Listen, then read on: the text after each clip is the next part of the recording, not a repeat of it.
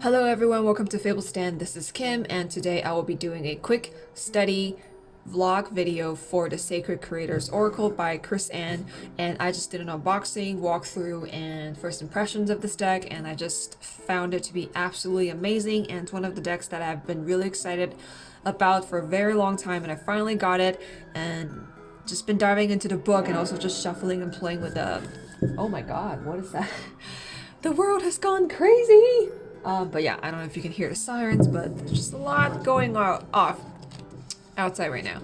So in this video, I am doing this exercise from the beginning-ish of the book, where you pick your favorite card from the deck and also your least favorite card from the deck. And I guess the idea behind this is like you would really learn what is resonating with you right now, what is aligned with, you know, your soul and what your creative purpose is at the moment. I guess from the cards that you really love, and also from the cards that you kind of resist, or the cards that you don't like or have more negative associations or feelings for. That is gonna make perhaps where your shadow resides, and that's something maybe you're still working through, etc. So I think the idea is kind of just discover what you think of those cards and kind of just like do some digging. And from the book, it says that those cards, the one that you love the most, or you know, your best and worst, your favorite and your least favorite cards will be your guide cards, the best and worst of the deck. They will be powerful allies along the way, and you can kind of just use those cards as I guess a reference point to mark your journey or just kind of learn more about yourself. So I thought that was a really neat idea. That's something I like to do with decks once in a while, because I find that, you know, like by looking at the decks, by looking at cards that I'm resisting more of or am more drawn to at a certain like given period of time, you would kind of know like what are the archetypal forces and energies at work, and you would really learn about what you're drawn to at a moment, etc., etc. So I already picked out the cards. I actually just picked out the cards. I was going to do this on my own, but I thought, hey, I could make a study vlog out of this. So I decided to kind of just pull my camera stand clamp thing and just put my cell phone on. Okay, so I picked 6 cards. I know this book asked me to pick out just one, but it was just impossible to pick only one. So I picked 3 for each pile, 3 of my favorite cards and also 3 of my least favorite cards. And I thought I would start with my lesser favorites and kind of just explore and tell you why they are my lesser favorites or least favorites. I mean, I don't hate them. I don't harbor like resentment or strong negative reaction, but I guess these cards are kind of like, you know, concepts that I'm more cautious about. So the first card that I picked out from this deck that are kind of like a little iffy was external validation, because this just makes me think of needing recognition and validation from others, which is something that I'm actively working through. Because I mean, I understand that external validation isn't a bad thing. Sometimes you want to be seen by your community. You want to feel the validation from your community and from your audience to know that you're on the right track, to really, you know, get creative feedback from the person or the people or the group of people that you're creating for, so you can kind of align your creative purpose to what is the highest good of for all and what is also just what everyone is interested in. So it's kind of like, you know, it's more about like finding resonance, and I think it's generally a positive thing, but I just had a negative reaction to this card because I'm someone who struggles with validation a lot. I think to the point where I think, how do I put this? I seek validation too much from others. Like sometimes I just feel like I am a little desperate when it comes to needing people to accept me, to like my work. But at the same time, there's also this very fierce, independent spirit within me that does not really need validation, does not need recognition, does not need to, you know, I don't need to be aligned with another person for me to feel like, oh, I've, you know, climbed up on the social ladder, or I'm like, I've established myself now because I've aligned myself with this person. So that's something like I feel really strongly about. I feel like when you create something, your creative work should just speak for you. It should speak for itself, and you shouldn't really like try to align yourself to people who are, I don't know, I just feel like other people aren't really part of your identity, so I'm just like really iffy with that. And yeah, so that's one thing, like kind of like a tangent.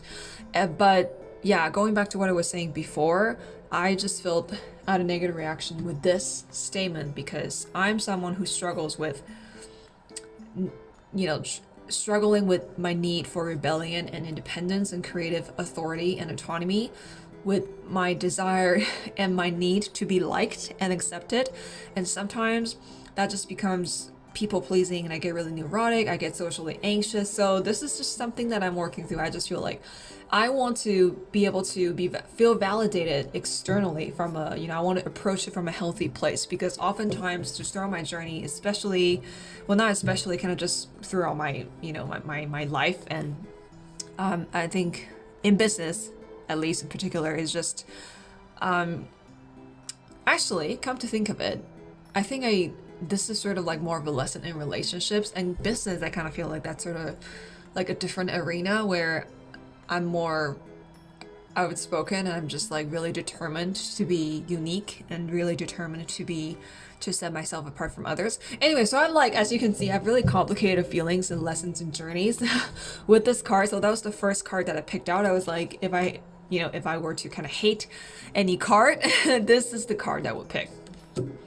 And these two are, this one is kind of related, right? Collaboration of souls. Like I was just saying, I'm a very kind of like a creative lone wolf. I really don't like to align myself with others. I really don't like to collaborate because I just feel like when I create something, I know exactly what I need to do. I know exactly what I want to express, exactly how it needs to come out, and exactly what medium I need to use in the format, etc. Like, I know exactly what I want in a project or whatever it is that I'm putting out. And I've yet to experience collaborating with a different person or with another person and have that energy build organically and sort of just co-create organically. I just haven't had a pleasant experience with that yet. And I also don't really see if I could get anything out of that kind of experience. I just feel like it'll just be so much easier if I can just do whatever the fuck I want to do and just make decisions on my own, because I guess that's like, like my main thing is I just don't want to like be, I don't want to be like, okay, I want to make a decision and have to run it by someone else. It's just like so much time and effort. Sorry, I was like banging on my desk there. I noticed that when I do that, things just kind of wobble and echo and it just has this like metallic resounding noise. Anyway, so that's the reason why I picked this card, because I'm kind of a creative lone wolf. And this one, Stop, Drop, and Bliss, I don't feel as strong, towards, I don't have like that many strong feels towards this card, but I picked 3 for the positive one, so I thought I would pick like one more for the negative cards, or just for the cards that are my lesser favorites. And I picked this card because I do have trouble resting, and I'm just constantly overwhelmed. Actually, I'm much better. Like, having suffered and sort of powered through last year with minimal self-care and just constant overwhelm and just lots of health issues, I just, really learned to kind of take a break this year and just keep at a moderate and chill pace. So this is definitely like a past lesson. I feel like I'm not completely through with it, but I'm definitely at a much better place with it. Sometimes it's just hard for me to stop and drop and just feel the bliss of pausing or just kind of taking a break, or, trying to sort out things before moving again. And I just feel like, I think there's still a part of me sometimes that feels like if I stop, then that means I'm not progressing. So this is definitely something I'm still working on, but I feel like I'm graduating. Like, this is kind of like, I've leveled up enough on this. But the other ones are kind of like TBD, I guess. But this one, though, I don't know. Maybe this is just like my creative mode. I just like being a lone wolf. So, I wouldn't see that as a shadowy thing. Actually, maybe sometimes it could be a shadowy thing. But for the most part, I just feel like I would like to be an independent spirit, an independent creative. And I don't like to run decisions by other people when I'm trying to create something, when I'm trying to go into production for something. So I just feel like that just wasted a lot of time. Like, I'm like Aries sun, right? When I want to do something, I just need to go and do it. Like, if it involves other people and I have to wait around and like collaborate and blah blah blah, it just, I don't know, it just seems like such a drag, you know what I mean? So, well, maybe I'll change my mind in the future when I meet the right people and when I meet my right energies, right? So I'm just like waiting for that. I'm not like super resentful about like, I like working with others doesn't really trigger me. It's what I prefer at the moment, to work alone, but I'm really open to any opportunities for me to work with others, as long as it's like an organic relationship where we can build on our co-creativity and not feel like a burden, etc. So yeah, those are my kind of lesser favorites, and I thought I would thought I would talk about those first. And these are my immediate favorites. Actually, I'm just in love with this deck in general. I love every single card in there, but if you see my walkthrough and unboxing first impressions, this was the card that got me to go, oh yeah, like fuck yeah, inflow with money. I'm just like at a point in my, like, okay, I've struggled with money my entire life, and mostly my adult life. Obviously, before I became an adult, I'm just mostly under the care of my parents, and this was something that I really struggled with. It was like a biggest part of my shadow. And I would like to just say, like, I didn't grow up poor or anything. I never like struggled that way, or my family never struggled that way, but it was just like there were times in our lives where things were just kind of tight, and we just felt really controlled by money. We just feel really felt the lack when it comes to money. And anyway, so I went through this big, huge journey with money and shadow working with my, shadow working my money issues, especially after, since I started embarking on this creative entrepreneur, soulpreneur, tarot creative business journey. This is kind of like a big part of running your own business and owning your own business and trying to make it work, etc.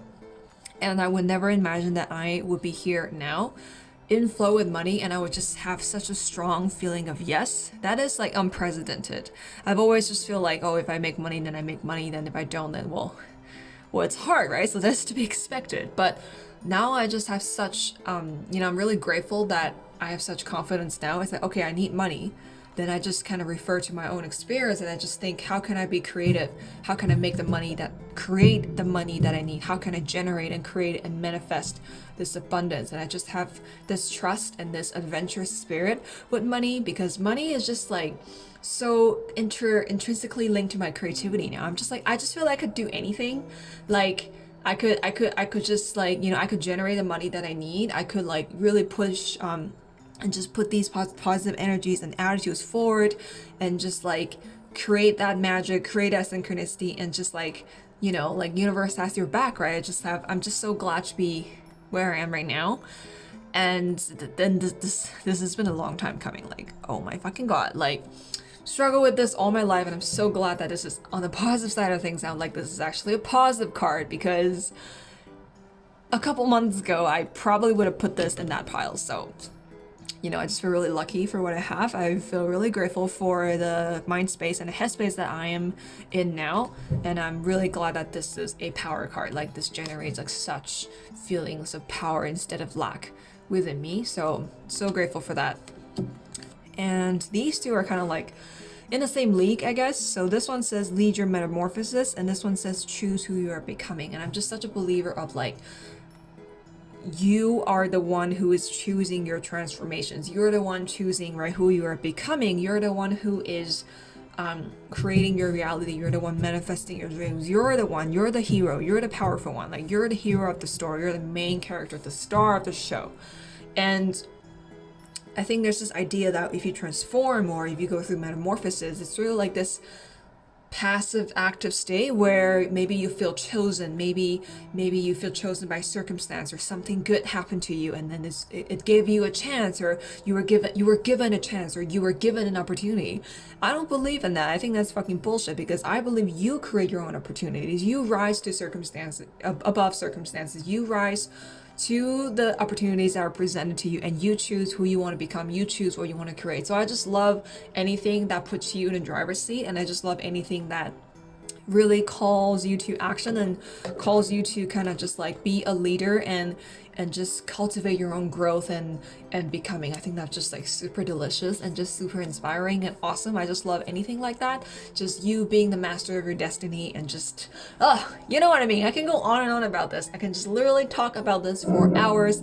I just love it when it just puts you in the seat of your power. Anything that puts you in the seat of your creative power is a green light, is just like awesome in my book. Okay, so yeah, so these three are my absolute favorites. But like I said, I love every single card in this deck, and these three, the more, I guess, lesser favorite, more negative cards, like, I don't even think they're negative. I think they're just informative about where my headspace is at right now and maybe some of the resistance that I may have, etc. So, yeah, those are my, yeah, so that's the exercise. I'm going to do some spreads now from this book, and this book is just so amazing. And I also just love the design. Like, I'm definitely, like, taking some inspiration. Like, I definitely, like, for my next guidebook, or maybe when I redo the Panda one, I just definitely want to, like, definitely do those black background pages like this. Like, I see, you know, Spacious Tarot, the little guidebook in Spacious Tarot also did something like that too. I definitely want to play with white space and black space because it's like black and white print. Definitely want to play with more graphic design elements. Now that I have Photoshop and InDesign and I have a graphic tablet, everything is like aligning and I have more creative potential and capabilities. I have no excuse to create something even more awesome. So, yar. So if you have the deck, maybe you can do the exercise too, and then put it on video and just like share with me because I would love to know, or you can just like comment, right? So if you have the deck, comment what your favorite and least favorite cards are, whether it is just one card each or multiple cards each like I did.